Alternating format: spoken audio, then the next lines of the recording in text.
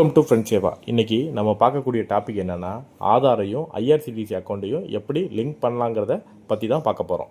ஆதாரையும் IRCTC அக்கௌண்ட்டையும் July 1, 2025 மேலே link பண்ணாத யூசர்ஸ்க்கு தக்கல் டிக்கெட்டையும் ப்ரீமியம் தக்கல் டிக்கெட்டையும் புக் பண்ண முடியாதுன்னும், ஆனால் நார்மல் ரிசர்வேஷன் பண்ணிக்கலான்னு ஆல்ரெடி அனௌன்ஸ் பண்ணியிருந்தாங்க.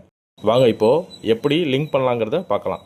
இதை IRCTC website and mobile app மூலமாக லிங்க் பண்ணிக்கலாம். ஃபஸ்ட்டு உங்களோட user name, password and captcha கொடுத்து ஐஆர்சிடிசி பேஜுக்குள்ளே போய்க்கோங்க.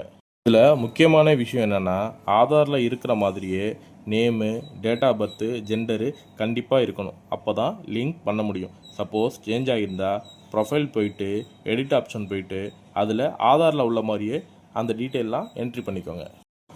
ப்ரொஃபைல் டீட்டெயிலை ஆதாரில் உள்ள மாதிரி சேஞ்ச் பண்ணோன்னே ஆத்தென்டிகேட் யூசர் பட்டனை கிளிக் பண்ணோன்னே இப்படி தான் ஒரு பேஜ் ஒன்று க்ரியேட் ஆகும். இதில் வெறும் ஆதார் நம்பரை மட்டும் என்ட்ரி பண்ணி name, date of birth, gender கரெக்டாக இருக்கான்னு செக் பண்ணிவிட்டு வெரிஃபை டீட்டெயில் அண்டு ரிசீவ் ஓடிபிங்கிற பட்டனை கிளிக் பண்ணுங்கள்.